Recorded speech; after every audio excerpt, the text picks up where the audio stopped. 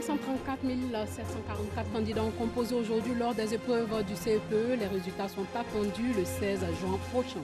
La saison des pluies s'annonce difficile, 35% de précipitations de plus que l'année dernière.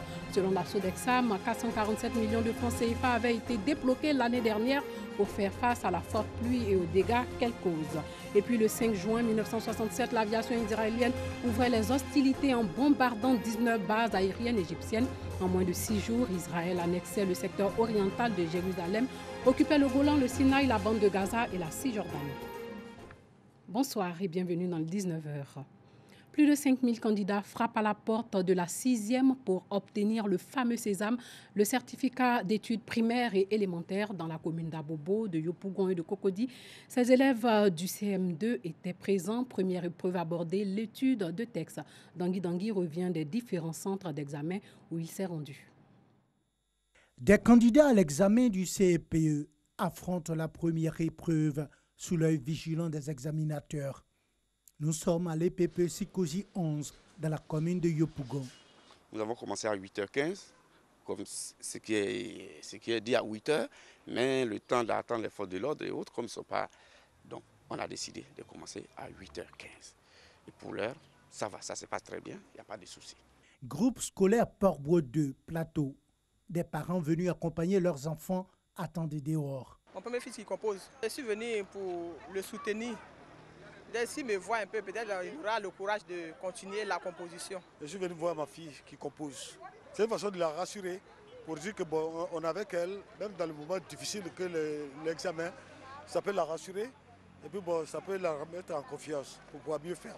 À l'intérieur de l'établissement, c'est la fin de la composition de l'épreuve dénommée étude de test. Les candidats sont optimistes. À mon épreuve, c'était très facile. Parce que les questions, c'était pas dur, c'était facile. Ça parlait de quoi? Ça parlait de la maltraitance. Je suis à l'expression écrite qui est facile pour moi. Même si l'absence des forces de l'ordre est notable, tout se déroule bien selon les responsables. Tout se passe bien dans l'ensemble. Les surveillants sont là, à part quelques absences. Les centres qu'on a visités, il y avait 2 absents à la Sojefia. Ici, on vient de me signaler 44 absents sur les 445 comptes de centre. Bon, on continue encore. Jusqu'à 10h, 11h, on va faire le point de la matinée et puis on va continuer. 10h30. Nous sommes au groupe scolaire à Bobo Nord, composé de 15 écoles. Les candidats affrontent les épreuves dans le calme. Les examinateurs et des agents de police veillent au grain. Le premier responsable de la draine fait un point partiel de sa tournée.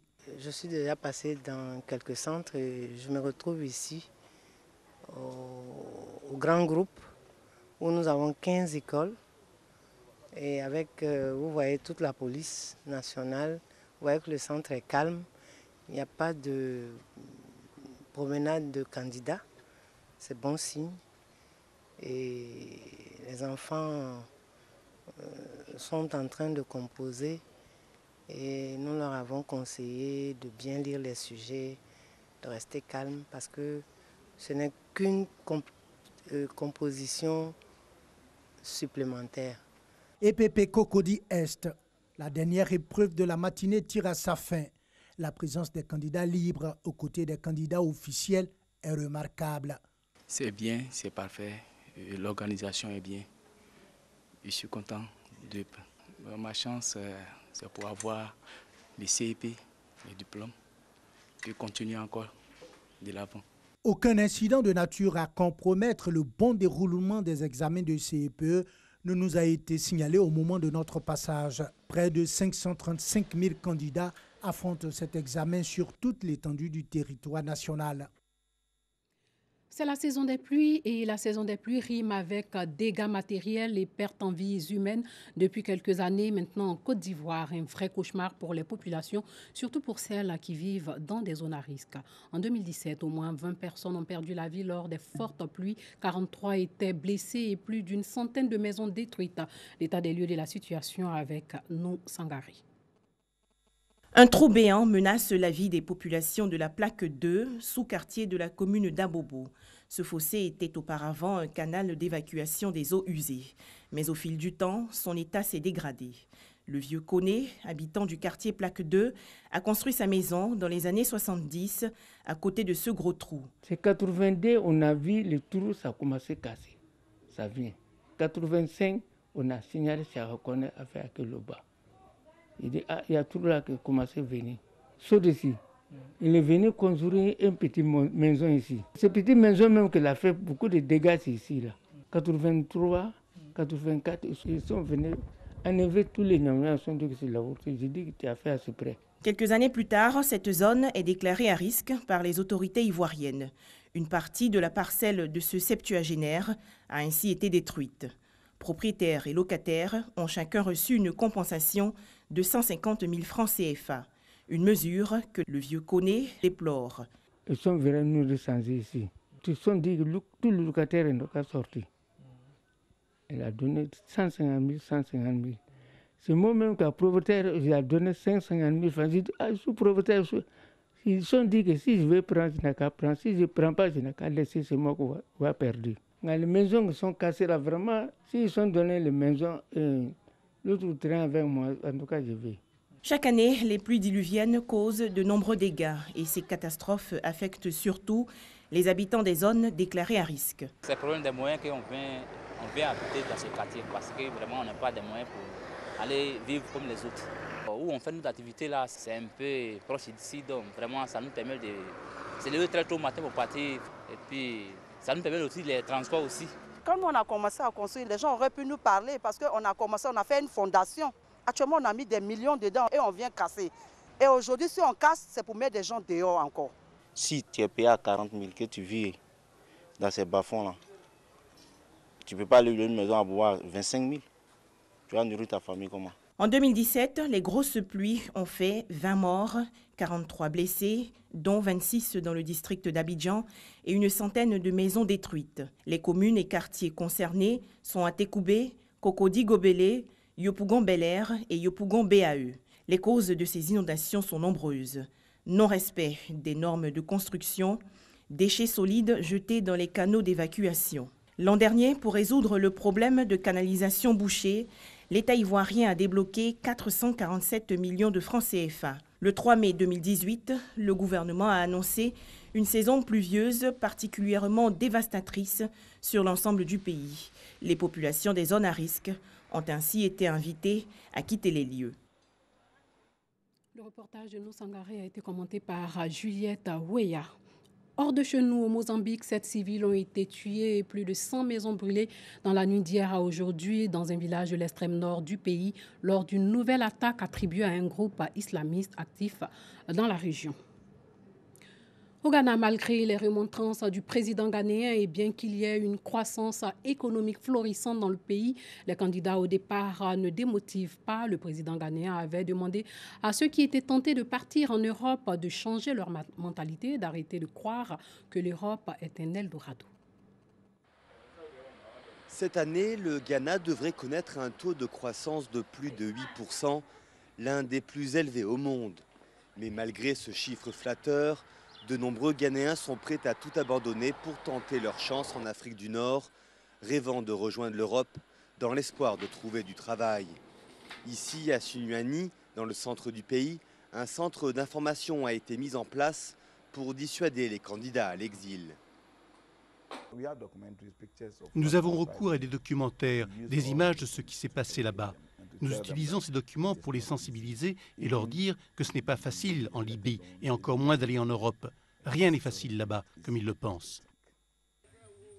L'échec de nombreux migrants à traverser le désert pour rejoindre la Libye ne décourage pas les nouveaux aspirants. Ernest est mécanicien, il a passé 20 ans en Libye, il est prêt à y retourner. Me dire que c'est dangereux, mais au Ghana, c'est tout aussi dangereux parce qu'il n'y a pas de travail. Pourquoi rester ici? J'ai des enfants, ma mère et ma famille.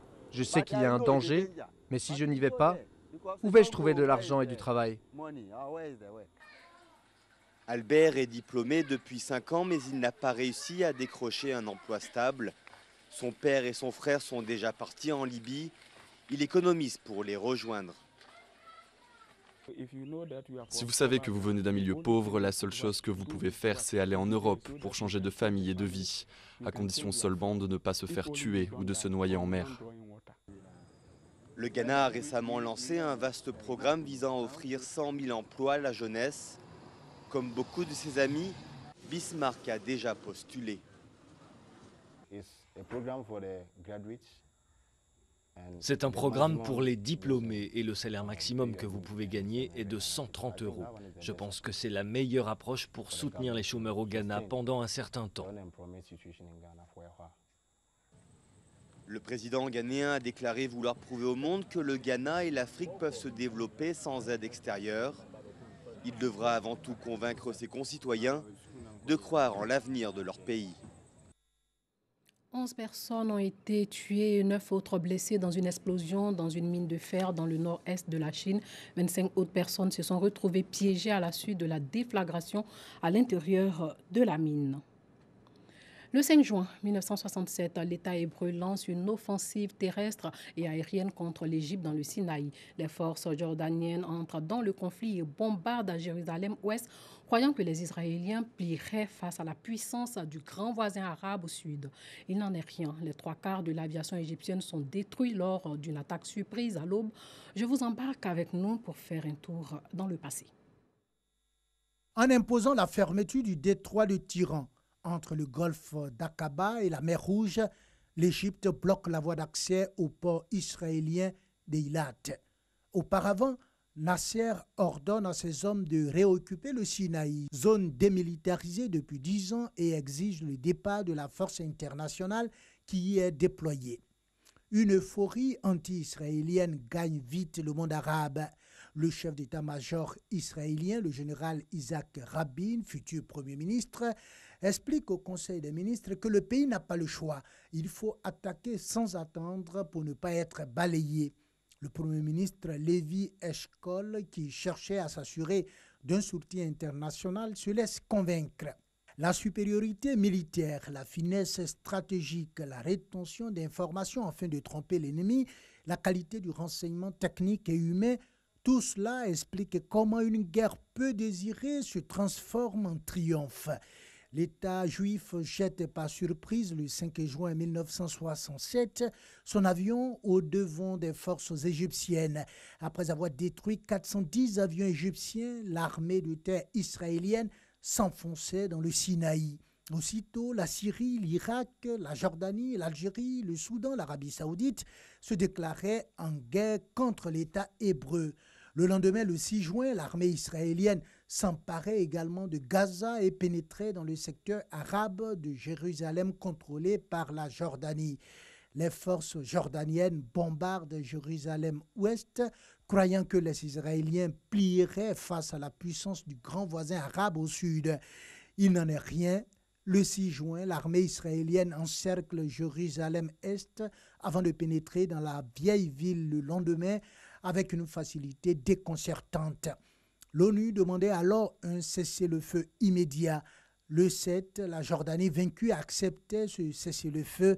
L'Égypte faisait de même le 8 et la Syrie le 10. Ce conflit qui avait fait en 6 jours près de 17 000 morts, dont 10 000 Égyptiens, plus de 6 000 Jordaniens et près de 700 Israéliens, avait permis à l'État hébreu de s'emparer de la Cisjordanie et de Jérusalem-Est, tenue par la Jordanie, de la bande de Gaza et de la péninsule du Sinaï, prise à l'Égypte, et du plateau du Golan syrien.